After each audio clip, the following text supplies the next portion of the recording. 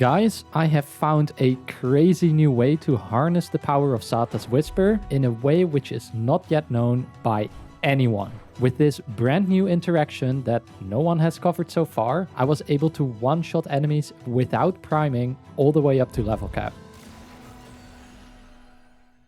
Xata's Whisper is an ability from the Warframe Zaku, which can be fed to your Helminth to unlock Xata's Whisper for any Warframe in the game. Xata's Whisper has a lot of weird quirks, but a quick overview would be, whenever you deal damage with anything that counts as weapon damage, a percentage of that damage will be dealt to the target again as void damage. This pretty much means that with enough ability strength, you can double up on your total damage output, and in some cases you can even take this way further, as I will explain later on. Now, what is this new interaction, you may ask? Well, I kind of lied. It's not completely new. Maybe, as some of you are aware, there was one single synergy to make Xata's Whisper extra hits deal critical damage. I covered this in my Harrow Bible because you actually need to use his ability Covenant for this. You see, normally Xata's extra hit has an unmentioned minus 50% critical chance. However, Covenant is able to grant additional base critical chance, which is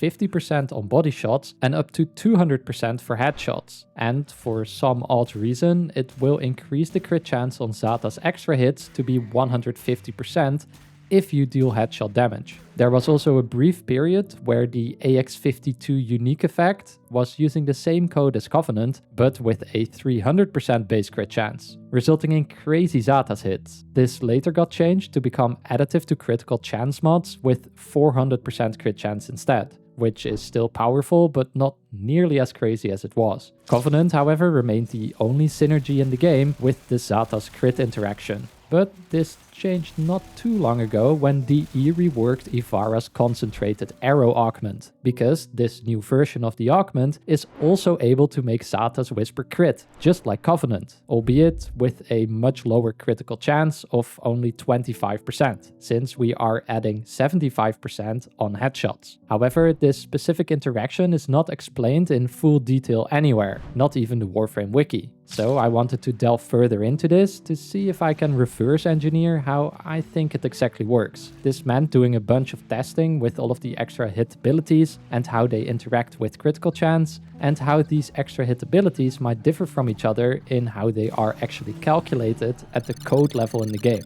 It's now also time to put on your tinfoil hats, because I do have a theory as to why this is actually the case. What I believe is happening is that Covenant and Concentrated Arrow apply after the initial crit chance calculation. You see, whenever you shoot your weapon or cast an ability, a cascade of calculations is done on the back end to determine what damage you should be dealing. The general structure can be thought of as a massive decision tree that gets run through.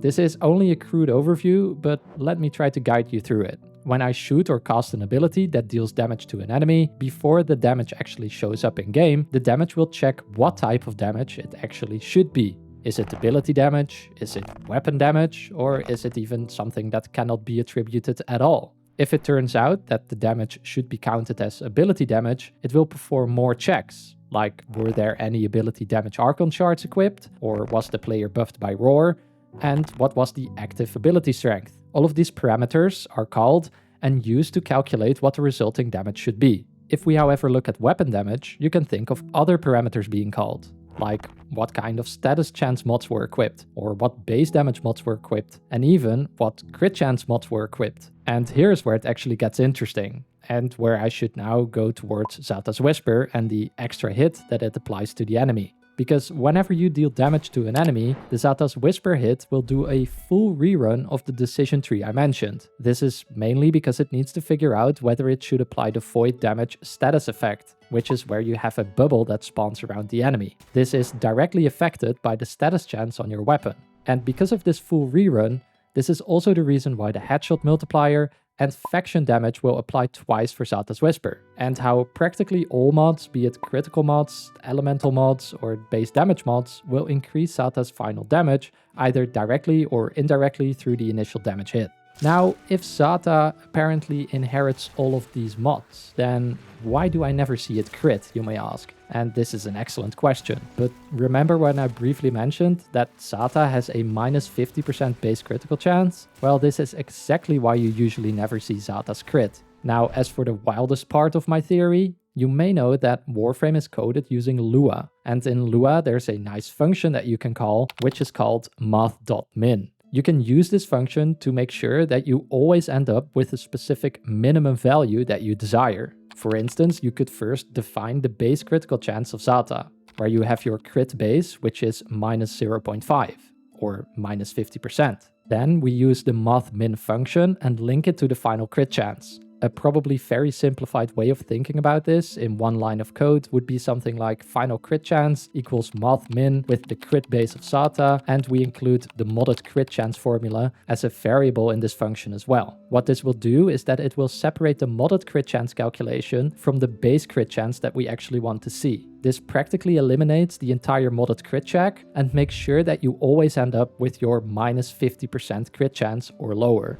But then why do concentrated arrow and covenant work? Well, what I think is the cause of this is the headshot checking in the decision tree that I mentioned, which I now have hypothesized to be calculated after the initial crit chance calculation, effectively resulting in the covenant percent or the concentrated arrow percent to be added onto the minus 50% from the moth.min function, but only on headshots, which also means that while Covenant and Concentrated Arrow are flat additive buffs, like Arcane Avenger for instance, they appear later in the entire decision tree if the headshot check results to be true. The reason why you don't see Xata's crit on body shots is because the increases would be featured in the same place as Arcane Avenger would, which is bypassed by the moth.min function, which always sets it to minus 50%.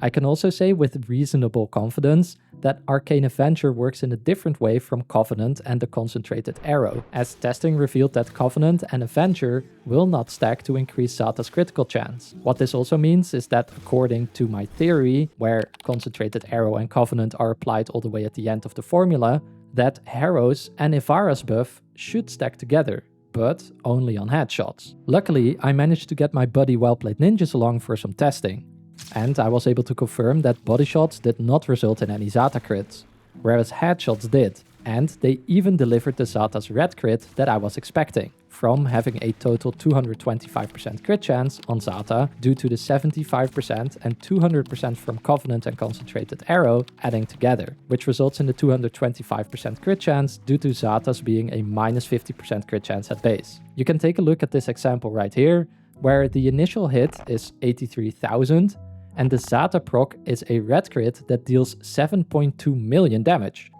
which is also quite funny to me, as this means that the Xata proc was around 8500% stronger than the initial hit. A final important note about Xata crits is that the crit tier can actually be increased by using the Vigilante mod set, which means even more ridiculous damage. Anyway, that's it for my current theory as to how Xata is able to crit on headshots, but who knows? I could very well be wrong, and maybe you can even think of a better theory instead. So feel free to let me know in the comments. Okay, now that that massive sidetrack is out of the way, let's talk about the new primary compression in combination with Ivara's Concentrated Arrow. Primary compression will multiply any ranged attacks on your primary by 0.2. It then calculates how much range in meters is lost from the initial range and uses this to buff weapon damage by 100% and ammo efficiency by 5.5% according to every meter that is lost. However, this reduction in range will only be applied when you are actively aiming down sight while shooting your weapon. Take note that the 0.2 multiplication applies after any mods, meaning that primed Firestorm will indirectly increase the damage that you deal. Still, primary compression can be incredibly useful to buff the damage for single target purposes. In general, I like comparing it to a primary merciless, dexterity, or deadhead damage buff, which are all 360%. To have primary compression be on par with these buffs, your initial AoE range has to be at least 4.5 meters, as this results in a final 0.9 meters after the 0.2 times multiplication, causing you to lose 3.6 meters, thus gaining 360% damage from the arcane. Important to note is that this also works on non-rounded values. So for instance, losing 3.2525 meters will result in getting a 325.25% damage buff. Primary compression is especially powerful on Ivara with concentrated arrow, as the range of this augment mod and AoE portion of the damage scales both with ability range, but also the range that you can get from primed firestorm, which will stack additively with each other. This means that modding Ivara for max range results in massive damage increases indirectly through concentrated arrow and primed firestorm. However, when you think about including overextended, this will actually result in a damage loss instead of a buff, at least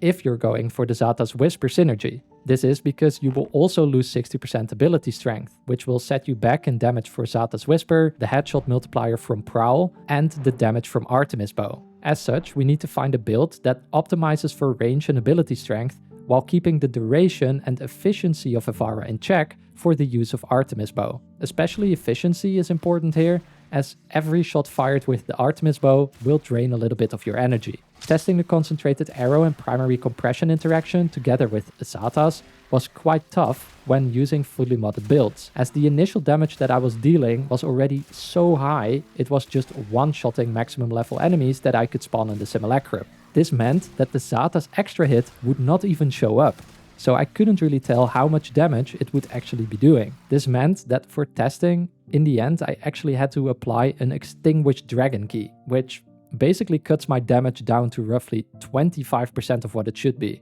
This then at least finally enabled me to see Xata hits with an unmodded Artemis bow.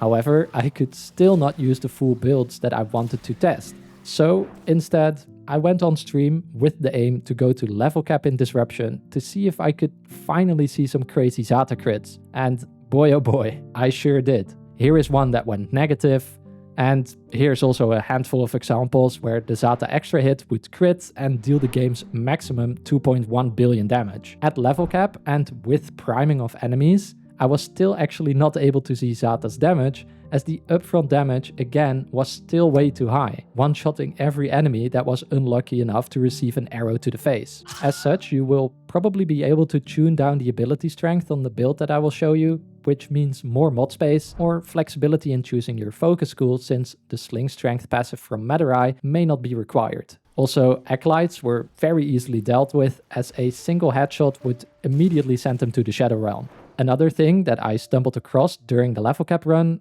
was that somehow I managed to stack the primary compression buff, where I have seen it go all the way up to 9000% extra damage. I don't know exactly how this happened, but I still have the stream VOD, so I will try to reverse engineer it. If I actually manage to do so, you can expect this in your feed as a members only video. Anyway, let's look at the Ivara build and the Artemis bow build that I used to go to Levelcap in Disruption. In general, I would advise this build for game modes where you are not bound to having high KPM, but where you will still need high damage to complete the objectives. This is exactly the reason why I chose Disruption to showcase this build. For Ivara, I made sure to stick with 100% efficiency, and I get my ability duration from 5 Tau-forged Crimson Archon shards. I then used Augur Reach, Stretch, and Cunning Drift to get up to 190% range, and I built for additional ability strength using Transient Fortitude, Intensify, and Augur Secrets. As I said though, I was able to one-shot enemies without priming at Levelcap with this build, so potentially you could drop Augur Secrets for something like Equilibrium to help out even more with your energy economy. Speaking of, I used Primed Flow to have a massive energy pool, and I used Arcane Energize to restore energy even while channeling Prowl. For the second Arcane, I chose to go with Arcane Crepuscular, as this will increase your Xata's critical damage and it will give you another nice 30% ability strength while invisible, which with Ivara we should be all the time. Finally, I of course used the concentrated arrow augment, which this whole build relies upon. Looking at the Artemis bow build, we go for a good amount of crit chance via galvanized scope, since the higher our initial crit damage is, the higher our resulting Xata's damage will be as well. Then we fully stack into critical damage too, by using both Vital Sense and Hammer Shot. If you don't have Hammer Shot however, you can also use bladed rounds here, which actually gives higher critical damage, with the drawback being a small loss in status chance. I used the previously mentioned primed Firestorm to get even more range, which will translate into more damage via primary compression. I also used primary acuity for this build to give a huge increase to our crit chance on headshots, as well as increasing our headshot multiplier even more, which is important for the Xata's crit interaction. Finally, I make sure to slot at least some elemental damage in the form of primed cryo rounds. This is necessary due to the elemental damage being a separate multiplier from your base damage, which in the end means even more damage for your Xata's extra hits. Alongside using the Artemis bow, I can also recommend taking along a good primary or secondary weapon that you can use for clearing adds, as taking out targets one by one with your Artemis bow will mean that your level cap disruption run will take an immense amount of time. In general, I would recommend any type of Incarnon weapon for this that you enjoy using the most. Just make sure that you equip a silencing mod on it, like Hush or Suppress, to not lose your prowl invisibility when you are firing your gun. Also remember that because you are playing Ivara and you will be invisible, you can use the Spectral Serration mod on your primary weapons for a good amount of base damage, which is pretty nice. Then you can also take along a primer weapon. I was using the Kompressa Prime myself, but the Epitaph or Epitaph Prime is an excellent choice as well. I personally like the Kompressa as it comes with innate viral, meaning that I can mod for viral, corrosive and heat. You don't really need encumber on this build because we don't need a lot of different statuses to be procced. This is because we are not using galvanized aptitude on the Artemis bow. However, if you are using galvanized aptitude on your primary, you could consider taking it along. In general though, heat, corrosive and viral is more than enough to soften up enemies for a fatal blow. The companion I was using was the Wyrm Prime with the negate and sacrifice mods to help me out with survivability. I then used Tenacious Bond to get more critical damage on my Xata Crits, stacking nicely with Arcane Crepuscular. I also used Reinforced Bond, as the charge rate of the Artemis bow is relatively slow. To make sure that these bond mods meet their conditional requirements, I used calculated redirection to meet the shield requirement for reinforced bond, and for the weapon I used the Vulcax with the critical delay mod to meet the critical chance requirement for tenacious bond. On the Vulcax, I also slotted all of the vigilante mods that I could fit to, in an off chance, increase the critical tier of my Xata hits to be orange instead of yellow, resulting in way more damage. For the focus school, I was using Madurai for the sling strength passive. But considering the issues I had with energy sustain, as well as the fact that I was overkilling enemies anyway, the Unairu and Zunuric focus schools may be decent picks as well. Finally, on a side note at the end, you can use something like a Nidus Specter to greatly juice up this entire build as well. But this is rather unnecessary and will become more of a detriment as opposed to a benefit towards level cap, as your Specter will not be invisible, meaning that you can easily be caught in the stray fire from enemies targeting your Specter. Finally, I will leave you with a small compilation here at the end of some level cap gameplay, and I will also close out the video here. So, thank you for watching. I hope you learned something that you didn't know yet, and if you did, make sure to leave a like and subscribe for more content like this. As I said, once I figure out the weird stacking of primary compression, I will put it on the channel for members only, which you can become for a single $1 a month. For now, enjoy the gameplay snippets, and I hope to see you in the next one. Bye.